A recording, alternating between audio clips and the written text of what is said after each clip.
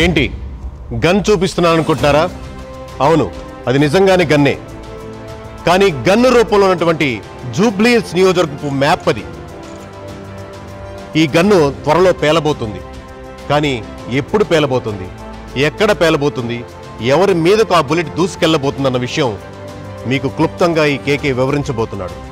నేను మీ KK surveys and strategies Jubilee Hills నియోజకవర్గం గురించి ఏం చెప్పబోతుందని కేవలం 4 లక్షల జూబ్లీ హిల్స్ ఓటర్లు మాత్రమే కాదు, 4 కోట్ల తెలంగాణ ప్రజలు, ప్రతి తెలుగు వాడు కూడా వెయిట్ చేస్తున్నాడు.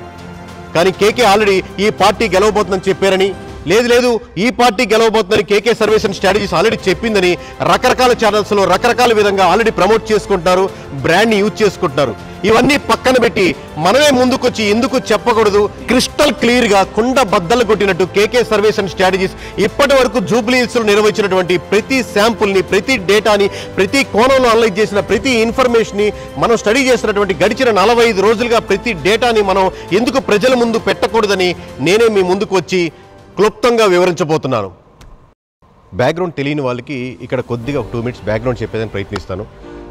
గడిచిన 3 సార్లు ఇక్కడ మాగంటి గోపీనాథ్ గారు ఇక్కడ ఎమ్మెల్యేగా కంటిన్యూ అవుతున్నారు.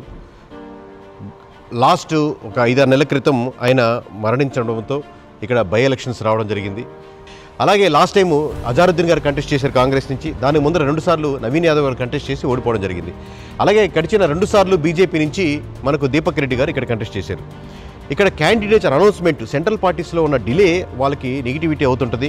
అలాగే లోకల్ పార్టీకి ఉన్న అడ్వాంటేజ్ ఏంటంటే క్యాండిడేట్ ముందుగా అనౌన్స్ చేయడం వల్ల వాళ్ళు డోర్ టు డోర్ వెళ్ళడానికి, ఎలక్షన్ ఇంజనీరింగ్ ప్లాన్గా చేయడానికి, ఎవరీ బూత్ కవర్ చేయడానికి, స్ట్రాటజికల్గా ప్లాన్ చేసుకోవడానికి మోర్ అడ్వాంటేజ్ ఉంటుంది. సో అలాగే ఇక్కడ ముస్లిం ఓట్ బ్యాంకింగ్ ప్రధానంగా జూబ్లీ హిల్స్ నియోజకవర్గంలో మోర్ దెన్ 1,00,000 ఓట్లు ఉంటాయి. కాబట్టి మైనారిటీ ఓట్ బ్యాంక్ ఎటో షిఫ్ట్ చేసుకుంటున్నారు, ఎవరు షిఫ్ట్ చేసుకుంటున్నారు, దానికి ఎటువంటి స్ట్రాటజీస్ ప్లాన్ చేసుకుంటున్నారు, ఎక్కడెక్కడ టార్గెట్ చేస్తున్నారు అనేది ప్రధానంగా ఓట్ బ్యాంకింగ్ షిఫ్ట్ అయ్యేదానికి ప్రధాన భూమిక పోషిస్తుంది. అలాగే ఒక క్యాండిడేట్ రైట్ అయినప్పటికీ కూడా ఒక పార్టీ మీద వ్యతిరేకత ఉంటే క్యాండిడేట్ ఎంత మంచి పర్సన్ అయినా, ఎంత రైట్ పర్సన్ అయినా, అది బీఆర్ఎస్ కావచ్చు, కాంగ్రెస్ కావచ్చు, బీజేపీ కావచ్చు, పార్టీ మీద ఉన్న వ్యతిరేకతను కూడా ఆ భారం కంప్లీట్గా క్యాండిడేట్ మీద పడి ఆ క్యాండిడేట్ బలంగా ఉన్నప్పటికీ కూడా దాన్ని పుష్ చేయడానికి చాలా కష్టసాధ్యం అవుతుంది. సో ఇవన్నీ చాలా సమీకరణాలు ఉన్నాయి. మరి ఏ డివిజన్లో ఎలా ఉంది, ఏ బూత్కి ఏ డివిజన్లో ఎక్కువ అడ్వాంటేజ్ పడుతున్నాయి, ఇవన్నీ మనం కూలంకుషంగా డిస్కస్ చేసుకోవాలంటే ఎవ్రీ డివిజన్ అనలిస్ట్ మనకు తెలుసుకోవాలి. చూద్దాం ఎవ్రీ డివిజన్ ఎలా ఉంది, ఏ పార్టీకి అడ్వాంటేజ్ ఉంది, ఏ పార్టీకి డిసడ్వాంటేజ్ ఉంది చూద్దాం ఒక్కొక్కటిగా. బోరబండ ఎవరికి గుదిబండ కాబోతుంది, ఎర్రగడ్డ ఎవరి వైపు ఉంది, అలాగే మనం చూసుకుంటే రెహమత్ నగర్ జెండా ఎవరి వైపు రెపరెపలాడబోతుంది, అలాగే షేక్పేట ముఖ్యంగా ఎవరిని షేక్ చేయబోతుంది, అలాగే శ్రీనగర్ కాలనీ చిన్నదైనప్పటికీ ఎవరి వైపు చూస్తుంది, అలాగే మనకు వెంగళరావు నగర్ యొక్క సెటిలర్స్ ఎటువైపు మొగ్గు చూపుతున్నారు, యూసఫ్ కూడా యూత్ ఏ పక్షాన ఉంది. ఇలా మనం ప్రతి ఒక్కటి క్షుణ్ణంగా తెలుసుకుందాం. బోరబండ నుంచి మనకు యూసఫ్ కూడా వరకు ప్రతి ఒక్క డివిజన్ గురించి క్షుణ్ణంగా మాట్లాడుకుందాం. బోరబండ, మరి బోరబండ ఎవరికి గుదిబండ కాబోతుంది అనేది మనం క్లియర్గా తెలుసుకుందాం. గడిచిన ఎలక్షన్స్లో బీఆర్ఎస్కి 45.2% వస్తే ఈరోజు ఈ క్షణానికి 63.2%, అంటే 18% ఓటింగ్ పర్సంటేజ్ ఆధిక్యత ఖచ్చితంగా క్రిస్టల్ క్లియర్గా మనకి ఇక్కడ కనబడుతుంది బీఆర్ఎస్కి. అలాగే మనకు కాంగ్రెస్కి చూసుకుంటే గడిచిన ఎలక్షన్స్లో 34.5% ఉంటే ఈరోజు ఈ క్షణానికి 31.6%, అంటే లాస్ట్ పడ్డ ఎలక్షన్స్ కంటే కూడా ఇంకా 2.9% ఎలక్షన్స్లో ఈ క్షణానికి తగ్గేదానికి ఎక్కువ అవకాశం కనబడుతుంది. ఓవరాల్గా బీజేపీ చూసుకుంటే 15.4% ఉంటే ఇప్పుడు ఈ క్షణానికి 5.2% పడిపోతుంది. ఆల్మోస్ట్ 10% డిఫరెన్స్ మనకు కనబడుతుంది ఇక్కడ. సో ఓవరాల్గా బోరబండ పొజిషన్ మనం 3 పార్టీలు పక్కన పెట్టి చూసుకుంటే బీఆర్ఎస్కి 63.2%, కాంగ్రెస్కి 31.6%, అలాగే బీజేపీకి 5.2%. అంటే ఇక్కడ ఖచ్చితంగా 31.6% ఓటింగ్ పర్సంటేజ్ ఆధిక్యత బీఆర్ఎస్కి మనకు క్లియర్గా కనబడుతుంది. బోరబండ గుదిబండ కాంగ్రెస్ వైపు అవుతుంది, బోరబండ జయం అనేది ఖచ్చితంగా బీఆర్ఎస్ వైపు ఉంది. రెహమత్ నగర్ జెండాలు ఎటువైపు రెపరెపలాడుతున్నాయో అనేది ఇప్పుడు మనం చూద్దాం. ఇక్కడ బీఆర్ఎస్ గడిచిన ఎలక్షన్స్లో 44.7% ఉంటే ఇప్పుడు ఈ క్షణానికి 45.6%, అంటే ఆల్మోస్ట్ సేమ్గా ఉంది. లాస్ట్ ఎలక్షన్స్కి ఈ ఎలక్షన్కి పెద్ద డిఫరెన్స్ లేదు. దాదాపుగా 0.19% అంటే దాదాపు 1% మాత్రమే డిఫరెన్స్ చూపించబడుతుంది. అదే కాంగ్రెస్కి వచ్చే పనితే రెహమత్ నగర్లో 35.5% లాస్ట్ ఎలక్షన్స్లో ఉంటే ఈ ఎలక్షన్స్లో 51.1%, అంటే ఖచ్చితంగా 15.6% లాస్ట్ ఎలక్షన్స్ కంటే కూడా ఎక్కువ ఈసారి ఓటింగ్ పర్సంటేజ్ ఇంక్రీజింగ్ కనపడుతుంది ఇక్కడ కాంగ్రెస్కి. అలాగే బీజేపీకి వచ్చే పనితే ఇక్కడ లాస్ట్ ఎలక్షన్స్లో 15.3% ఉంటే ఈ ఎలక్షన్స్లో పూర్తిగా 3.3%కి, అంటే దాదాపుగా 12% గడిచిన ఎలక్షన్స్ కంటే పడిపోయి కేవలం ఇక్కడ 3.3% వచ్చింది రెహమత్ నగర్లో బీజేపీకి. సో ఓవరాల్గా ఇప్పుడు రెహమత్ నగర్ చూసుకుంటే బీఆర్ఎస్కి 45.6%, అలాగే కాంగ్రెస్కి 51.1%తో ఖచ్చితంగా రెహమత్ నగర్ %% పైనే నాకు వస్తుందని కాంగ్రెస్ కంఠాపదంగా క్లారిటీగా క్రిస్టల్ క్లియర్గా ఇక్కడ చెప్పేదానికి అవకాశం ఉంది. ఓటింగ్ పర్సెంట్లో రెహమత్ నగర్ మోర్ దెన్ ½ వస్తుందని, అలాగే బీజేపీకి ఇక్కడ కేవలం 3.3% వస్తుంది. అంటే ఓవరాల్గా కాంగ్రెస్కి వచ్చే మార్జిన్ బీఆర్ఎస్ కంటే కూడా మోర్ దెన్ 5% ఇక్కడ మనకు ఖచ్చితంగా క్రిస్టల్ క్లియర్గా కనబడుతుంది. సో ఇది రెహమత్ నగర్ పొజిషన్. శ్రీనగర్ కాలనీ, సోమాజిగూడ డివిజన్లో శ్రీనగర్ కాలనీ కూడా దీనికి ఎందుకు వస్తుంది? అన్ని డివిజన్ల కల్లా తక్కువ ఓట్ బ్యాంకింగ్ ఉన్నటువంటి ఈ శ్రీనగర్ కాలనీలో ఎలా ఉందంటే 2023లో దాదాపుగా 44.1% ఉన్నటువంటి బీఆర్ఎస్ ఈరోజు 61.9, అంటే దాదాపుగా 62%కి ఓటింగ్ పర్సంటేజ్ ఎరిగింది. అంటే దాదాపుగా 17.8% ఓటింగ్ పర్సంటేజ్ మనకు ఇక్కడ ఖచ్చితంగా ఇంక్రీజ్ కనబడుతుంది. అలాగే ఇక్కడ మనం కాంగ్రెస్ చూసుకుంటే 38.2 గడిచిన ఎలక్షన్స్లో ఉంటే ఇప్పుడు శ్రీనగర్ కాలనీలో 33.333 ఇక్కడ కరెంట్ పొజిషన్ కనబడుతుంది. అంటే దాదాపుగా 4.9%, అంటే 5% వరకు గడిచిన ఎలక్షన్స్ కంటే కూడా ఓటింగ్ పర్సంటేజ్ ఇక్కడ తగ్గుదల కనబడుతుంది. అలాగే మనకు బీజేపీకి వస్తే ఇక్కడ 14.6% లాస్ట్ టైం 2023లో ఉంటే ఇప్పుడు కరెంట్ పొజిషన్ 4.8%, అంటే దాదాపుగా 10% వరకు కోల్పోతుంది ఓటింగ్ పర్సంటేజ్లో బీజేపీ. సో ఇప్పుడు ఓవరాల్గా శ్రీనగర్ కాలనీ చూసుకుంటే బీఆర్ఎస్కి 61.9%, 33.3% కాంగ్రెస్కి, బీజేపీకి 4.8%, అలాగే ఎంఐఎం కంప్లీట్ కాంగ్రెస్ సపోర్ట్ చేస్తుంది కాబట్టి ఇక్కడ 0 కన్సిడర్ చేయడం జరుగుతుంది. అలాగే అదర్స్ 1 to 2% లోపలే ఉంది కాబట్టి అన్ని డివిజన్ లాగా ఇక్కడ కూడా 0 కన్సిడర్ చేస్తున్నాం. అంటే ఓవరాల్గా బీఆర్ఎస్కి 28.6% మార్జిన్ ఓటింగ్ పర్సంటేజ్లో ఓన్లీ శ్రీనగర్ కాలనీ వరకు మనకు ఖచ్చితంగా ఇక్కడ మంచి మార్జిన్ కనబడుతుంది. సో ఓవరాల్గా బీఆర్ఎస్కి ఇక్కడ 28.6% మార్జిన్ ఓటింగ్ పర్సంటేజ్లో చిన్నదైనప్పటికీ కూడా దీంట్లో ఎక్కువ మార్జిన్ మనకు చూపించగలుగుతుంది. ఇది సోమాజిగూడ డివిజన్ పొజిషన్. వెంగళరావు నగర్ మొత్తం నియోజకవర్గంలో ఎక్కువ సెటిల్స్ ఉన్నటువంటి నియోజకవర్గం వెంగళరావు నగర్. సో ఇప్పుడు చూద్దాం, బీఆర్ఎస్కి గడిచిన ఎలక్షన్స్లో 45.4% వస్తే ఇప్పుడు కరెంట్ పొజిషన్ 46.1%, అంటే దాదాపుగా సేమ్గా ఉంది, పెద్ద మార్పు లేదు గడిచిన ఎలక్షన్స్కి ఈ ఎలక్షన్స్కి. అలాగే కాంగ్రెస్ తీసుకుంటే మనం 36.5% లాస్ట్ టైం వస్తే ఈసారి బాగా పెంచుకుంటుంది, దాదాపుగా 48.5% ఓటింగ్ పర్సంటేజ్ వచ్చేదానికి అవకాశం ఉంది. అంటే దాదాపుగా 12% ఇంక్రీజ్ ఉంది గడిచిన ఎలక్షన్స్తో కంపేర్ చేసుకుంటే. ఓవరాల్గా మనం చూసుకుంటే బీఆర్ఎస్కి ఇక్కడ 46.1% ఉంటే కాంగ్రెస్కి 48.5% ఉంది, అలాగే బీజేపీకి ఇక్కడ 5.5% ఉంది. సో ఇక్కడ ఖచ్చితంగా దాదాపుగా 2% ఓట్ బ్యాంకింగ్ మార్జిన్తో అడ్వాంటేజ్తో కాంగ్రెస్ ముందంజలో ఉంది. ఓవరాల్గా వెంగళరావు నగర్ సెటిల్స్ ఎక్కువగా ఉన్నటువంటి డివిజన్ ఇది మొత్తం నియోజకవర్గంలో. సో వెంగళరావు నగర్లో మనకు ఖచ్చితంగా 48.5%తో ఇప్పటికైతే కాంగ్రెస్ అడ్వాంటేజ్లో ముందంజలో ఉందని మనం ఖచ్చితంగా చెప్పుకోవచ్చు. ఇప్పుడు మనం చూద్దాం ఎర్రగడ్డ ఎవరి వైపు ఉందనేది క్రిస్టల్ క్లియర్గా మనం 1 by 1 తెలుసుకుందాం. గడిచిన ఎలక్షన్స్లో బీఆర్ఎస్కి ఇక్కడ 45.8%, అంటే 2023లో 45.8% ఉంటే ఇప్పుడు 61.6%, అంటే 15.8% క్రిస్టల్ క్లియర్గా ఆధిక్యత కనపడుతుంది. గడిచిన ఎలక్షన్స్ కంటే కూడా ఇంకా మెరుగ్గా ఇక్కడ బీఆర్ఎస్ మనకు చూడగలుగుతున్నాం. అలాగే మనకు ఎర్రగడ్డలో కాంగ్రెస్ పరిస్థితికి వస్తే 2023లో 32.4% ఉంటే ఇప్పుడు కరెంట్ పొజిషన్ 31.7%, అంటే చిన్న డిఫరెన్స్తో మాత్రమే ఉంది. 0.7%తో గడిచిన ఎలక్షన్స్ కంటే తగ్గుదల కనబడుతుంది కాంగ్రెస్ పార్టీకి. అలాగే ఇక్కడ మనం బీజేపీకి వస్తే 14.3% 2023లో ఉంటే దాంట్లో సగం భావం పడిపోయింది, ఆల్మోస్ట్ 6.7%, అంటే 7.6% తగ్గుదల కనపడి ఇప్పుడు కేవలం 6.7% మాత్రమే ఉంది. ఓవరాల్గా చూసుకుంటే ఎర్రగడ్డలో కంప్లీట్గా ఇప్పటి పొజిషన్ 61.6% బీఆర్ఎస్ కుంటే 31.7% కాంగ్రెస్ కుంది. అలాగే బీజేపీకి 6.7% ఉంది. ఎంఐఎం కంప్లీట్గా కాంగ్రెస్ సపోర్ట్ చేస్తుంది కాబట్టి అది 0గా చేశాం. అలాగే అదర్స్కి ఇక్కడ చాలా తక్కువ, అంటే 2 నుంచి 1 లోపల వస్తుంది, ఎక్కువ మంది కంటెస్ట్ చేస్తున్నప్పటికీ దాన్ని మనం కన్సిడర్ చేయట్లేదు, తక్కువ శాతం ఉంది కాబట్టి. సో ఓవరాల్గా ఇక్కడ చూసుకుంటే సో 29.9% బీఆర్ఎస్కి క్రిస్టల్ క్లియర్గా ఇక్కడ మంచి మార్జిన్ కనబడుతుంది.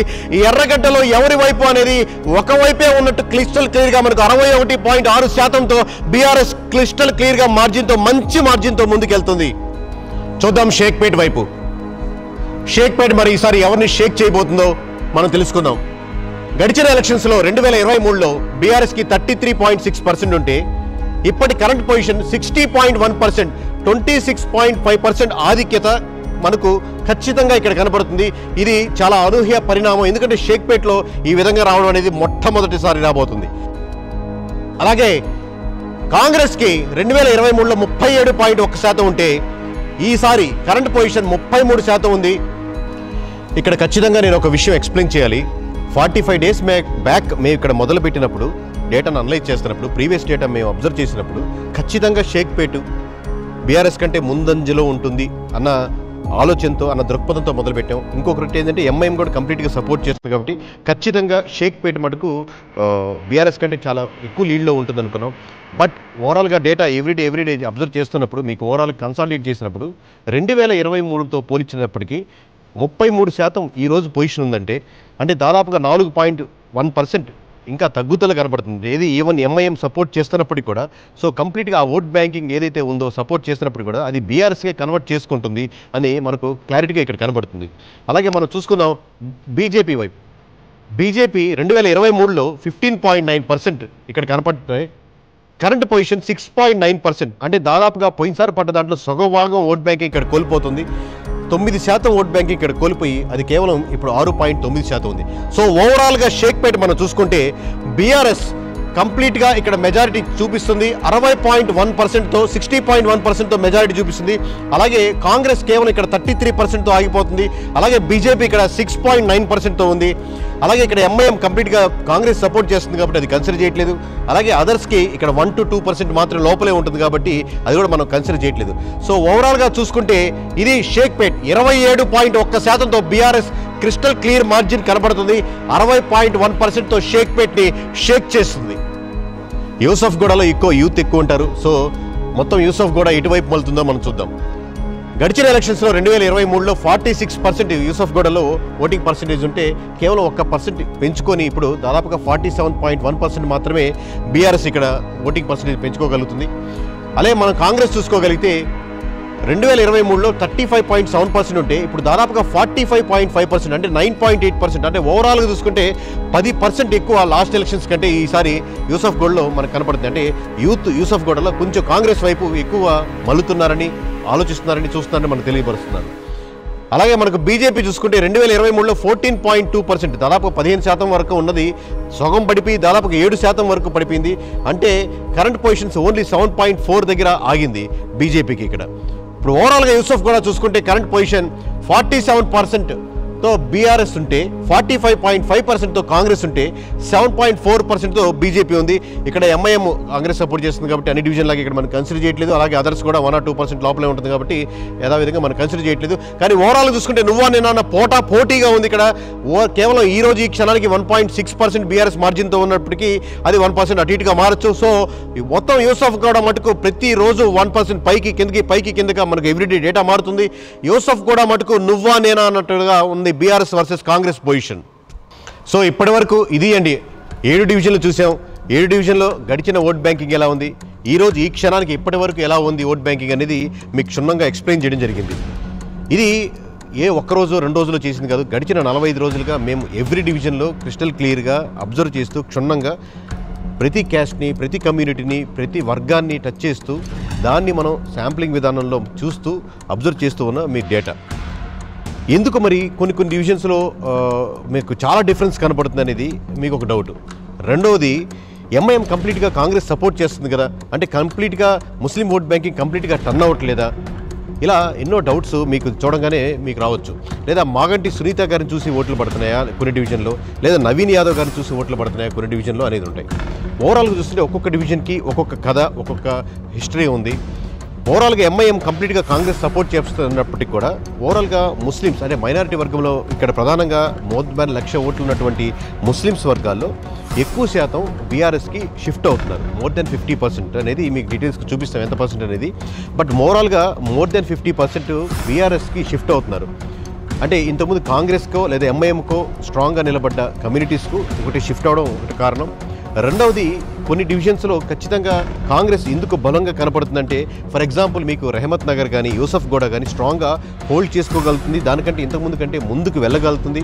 అక్కడ ఉన్నటువంటి క్యాండిడేట్స్ సపోర్ట్ చేయడం కానీ కార్పొరేటర్స్ కానీ సపోర్ట్ చేయడము లేదా క్యాండిడేట్ నవీన్ యాదవ్ గారికి కంప్లీట్గా అక్కడ పట్టు సాధించడము లేక అక్కడ ఉన్నటువంటి యూత్ నవీన్ యాదవ్ గారికి సపోర్ట్ చేయడము లేదా కాంగ్రెస్కి అక్కడ మద్దతు పెరగడము ఇలా ఒక్కొక్క డివిజన్లో ఉంది.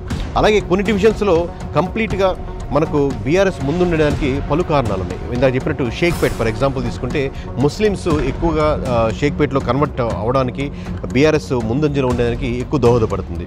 ఈ విధంగా ఒక్కొక్క డివిజన్లో ఒక్కొక్క కారణాలుగా డిఫరెంట్గా ఉంటున్నాయి. అలాగే సెటిలర్స్లో చూసుకుంటే ఇంకా మిక్స్డ్ ఒపీనియన్స్ ఉండడం వల్ల ఇంకొద్దిగా అక్కడ ముందుకి వెనక్కి ఉంది డేటా. సో ఒక్కొక్క డివిజన్కి ఒక్కొక్క కారణాలు ఉన్నాయి. కానీ ఓవరాల్గా చూసుకుంటే అలాగే at the same time Gopinath గారు 3 సార్లు ఇక్కడ కంటిన్యూస్గా గెలవడంతో చాలామందితో పర్సనల్గా ఉన్న ర్యాపో కానీ ఇంకోటి కంపారిటివ్లీ కాంగ్రెస్ క్యాండిడేట్తో పోలిస్తే 1 మంత్ ముందే ఇక్కడ ప్రచారంలో ముందుకెళ్ళడం ఇక్కడ కాంగ్రెస్ చేసిన మిస్టేక్ ఏముందో నవీన్ యాదవ్ గారు రైట్ పర్సన్ అప్పటికి కూడా డిలే చేయడం వల్ల చాలా ఓట్ బ్యాంకింగ్ కోల్పోయింది. అలాగే కాంగ్రెస్ ఇవ్వని పథకాలు కోల్పోయినటువంటి ఓట్ బ్యాంకింగ్ కంప్లీట్గా బీఆర్ఎస్కి టర్న్ అవుతుంది.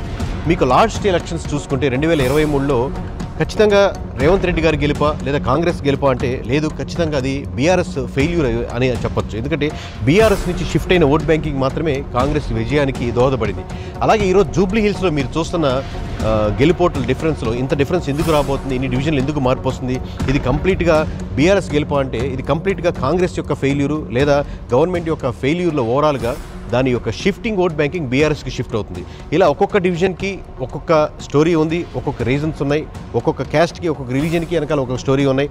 ఓవరాల్ ఓట్ బ్యాంకింగ్ వెనకాల డిఫరెంట్ స్టోరీ ఉన్నాయి. ఇది ప్రతి డివిజన్కి, ప్రతి వర్గానికి, ప్రతి కులానికి, ప్రతి మతానికి, ప్రతి సెక్షన్కి మారిపోతున్నాయి. సో ఓవరాల్గా చూసుకుంటే ఇప్పుడు మొత్తం మీద జూబ్లీ హిల్స్ నియోజకవర్గం గ్రాఫ్ ఎలా ఉంది, మేము గడిచిన అబ్జర్వ్ చేసిన ప్రతి డేటా అంటే 18వ తారీఖు సెప్టెంబర్ మీకు అబ్జర్వ్ చేస్తే దాని ముందు నుంచి చేస్తున్నప్పుడు కూడా మీకు ఎగ్జాక్ట్ డేటా అనేది ఇప్పుడు సీక్వెన్స్గా మేము ఏ డేటా అబ్జర్వ్ చేస్తున్నాం అనేది మీకు తేటతెల్లంగా మీ ముందు వివరించడానికి నేను ప్రయత్నిస్తాను. సో ఇప్పుడు ఓవరాల్గా గ్రాఫ్ చూద్దాం. మీకు జూబ్లీ హిల్స్ నియోజకవర్గంలో డేటాను కవర్ చేస్తే మీకు అర్థం అవుతుంది క్రిస్టల్ క్లియర్గా. 18వ తారీఖు సెప్టెంబర్ నుంచి ఇప్పటి వరకు డేటా ఎలా ఉంది, కాంగ్రెస్ గ్రాఫ్ ఎలా ఉంది, బీఆర్ఎస్ గ్రాఫ్ ఎలా ఉంది అనేది మీకు స్పష్టంగా తెలుస్తుంది. ఇది ప్రతి ఒక్క పాయింట్ని రోలింగ్ 7 డేస్ అంటారు. అంటే ముందు జరిగినటువంటి 7 రోజుల్ని కన్సాలిడేట్ చేసుకొని అప్పటి శాంపుల్ని మనం యావరేజ్ తీసుకుంటాం. లేదు సింపుల్గా అర్థమయ్యే భాషలో చెప్పాలంటే ఏ రోజుకి ఆ రోజు మీకు అర్థమయ్యే భాషలో తీసుకోవచ్చు. ఇలా చూసుకుంటే ఇప్పుడు మీకు చూడండి 23వ తారీఖు సెప్టెంబర్ పైకి లేచింది బీఆర్ఎస్, అలా 55%, 58%, 59% కలిగింది. మళ్ళీ ఎప్పుడైతే నవీన్ యాదవ్ గారు టికెట్ అనౌన్స్ చేశారు కాంగ్రెస్ తరపు నుంచి, అక్కడ మీకు క్లోజ్గా మార్జిన్ ఇప్పుడు చూడండి క్లోజ్గా వచ్చింది, అలాగే దగ్గరగా తీసుకొచ్చింది. ఆ టైంలో అన్స్టేబిలిటీ కనపడింది, దగ్గరికి వచ్చింది. కానీ మళ్ళీ గడిచిన 15వ తారీఖు, 16వ తారీఖు, 17వ తారీఖు, 18, 21, 22, 23, 30 తారీఖు వచ్చేసరికి అంటే మనం ఇప్పుడు రికార్డ్ చేస్తున్న సమయంకి వచ్చేసరికి కరెక్ట్గా దాదాపుగా 17% డిఫరెన్స్ ఉంది. అంటే 37.8 కాంగ్రెస్ ఉంటే 55.2% దాదాపుగా బీఆర్ఎస్ ఉంది. అంటే దాదాపుగా 17-18% మీకు కనపడుతున్నప్పుడు చాలా హ్యూజ్ డిఫరెన్స్ అనమాట. మీకు కంపారిటివ్లీ బీజేపీ మధ్యలో క్యాండిడేట్ అనౌన్స్ చేసినప్పుడు కొద్దిగా పెరిగింది, దాదాపుగా 7%కి వచ్చింది. ఎంఐఎం ఇప్పుడు కన్సిడర్ చేయట్లేదు ఎందుకంటే కంప్లీట్ కాంగ్రెస్ సపోర్ట్ చేస్తుంది కాబట్టి 17-18% ఇది వెరీ హ్యూజ్ పర్సెంట్. ఇక్కడ 2 ఫ్యాక్టర్స్ మనం కన్సిడర్ చేయొచ్చు. ఒకటి గవర్నమెంట్లో ఉంది కదా, గవర్నమెంట్ అడ్మినిస్ట్రేషన్ పరంగా కానీ రకరకాల విధాలుగా దానికి ఫోర్స్ చేయడానికి కానీ దానికి అడ్వాంటేజ్ ఎక్కువ ఉంటుంది. కరెక్ట్ 100%. సో 3-4% లేదా 3-5% గవర్నమెంట్లో ఉన్న ఏ పార్టీకైనా ఒక యాడ్ అడ్వాంటేజ్ ఉంటుంది. ఆ 3% పుల్ చేయొచ్చు. At the same time other angle ఏంటంటే ఎనీ సర్వే నాట్ ఓన్లీ ఇక్కడండి, ఇండియాలో ఎక్కడ చేసినా మీకు అపోజిషన్ వాళ్ళకి, ఓడిపోతున్న వాళ్ళకి లేదా ఓడిపోయిన ఉన్న వాళ్ళకి దాదాపుగా 50% ఉంది అంటే దాదాపు అది 55% రియాలిటీ అనమాట. అంటే రియాలిటీలో ఉన్నదానికంటే కూడా తక్కువ చెప్తారు. ఎందుకంటే అపోజిషన్లో ఓడిపోయిన ఉన్న వాళ్ళకి మేము ఖచ్చితంగా ఆ పార్టీకి ఓటేస్తాం అని చెప్పిన దానికి డిఫరెన్స్ ఉంటుంది. సో మనకి యాక్చువల్లీ కనపడుతున్న దానికంటే ఇంకా ఎక్కువ ఉండొచ్చు. బట్ రేపు పొద్దున ఎలక్షన్స్ జరిగే దాంట్లో కాంగ్రెస్కు ఉన్న అడ్వాంటేజ్ బీఆర్ఎస్కి ఉండదు కాబట్టి అది తగ్గచ్చు. సో ఇక్కడ ఈ కాంగ్రెస్ పెంచుకునే 4%, బీఆర్ఎస్ కనపడిన 4%, ఈ రెండు సమానం అయిపోయి దాదాపుగా ఒక 2-3% ఇదే పర్సెంటేజ్లో రేపు పొద్దున ఆగేదానికి స్కోప్ ఉంది. ఈ రోజు వరకు చూసుకుంటే 17-18% డిఫరెన్స్ ఉందంటే ఇది హ్యూజ్ పర్సెంట్. దీన్ని తిప్పి మలచాలంటే దాదాపుగా అసాధ్యంలాగే ఉంటుంది. 17-18% కనపడుతుందంటే ఈ రోజుకి ఖచ్చితంగా జూబ్లీస్లో గెలిచేదానికి బీఆర్ఎస్కే 100% స్కోప్ ఉంటుంది. ఈ క్షణానికి మనకు ఈ డేటా ఇలాగే కనపడే ఇదే ఫ్లో కొనసాగితే మటుకు ఆల్మోస్ట్ ఇంపాసిబుల్ కేసు ఇది రివర్స్ అవ్వడం. సో ఓవరాల్గా ఇదండి జూబ్లీస్ కేకే సర్వేస్ అండ్ స్ట్రాటజీస్గా ఫైనల్ నెంబర్స్ మీ ముందు పెట్టడం జరిగింది. ఎక్కడెక్కడో ఎవరెవరో మన డేటాని లేకపోతే ఈ విధంగా ఉండొచ్చేమో చెప్పడం, లేకపోతే వేరే దాని గురించి అనలైజ్ చేయడం కాకుండా మేమే మీ ముందుకు వచ్చి ఇప్పటి వరకు మేము అబ్జర్వ్ చేస్తున్నటువంటి డేటా ఇది. సో కంప్లీట్గా ఇప్పుడు 12-13% క్రిస్టల్ క్లియర్గా మనకు క్లారిటీగా స్పష్టంగా బీఆర్ఎస్కి మెజారిటీ కనబడుతుంది అనేది మన డేటా డివిజన్ల వారీగా, సెక్షన్ల వారీగా దాని బ్యాక్గ్రౌండ్ ఏంటి ప్రతి ఒక్కటి మీ ముందు పరచడం జరిగింది, వెల్లపరచడం జరిగింది. So credibility is very important for any organisation. ఒక్క అడుగు ముందుకు కానీ ఒక్క అడుగు వెనక్కి కానీ ఎవరో ఫోర్సుల వల్ల కానీ లేకపోతే ఎవరో బెదిరింపుల వల్ల కానీ ఎవరో బుజ్జగించడం వల్ల కానీ కేకే సర్వీస్ అండ్ స్ట్రాటజీస్ ఎప్పుడు తీసుకోదు. 0.0001% కూడా మార్చమంటే ప్రాణం పోయినా మార్చే పరిస్థితి లేదు. మీ ముందు తేట తెల్లంగా ఇప్పటి వరకు మా దగ్గర ఉన్న డేటాని వ్యక్తపరిచాం. ఇప్పుడే కాదు ఇంతకుముందైనా కానీ రేపైనా కానీ ఏం అనుకుంటున్నామో ఏం చేసామో అదే మేము ముందు పెడతాం. సైనింగ్ ఆఫ్ మీ కేకే.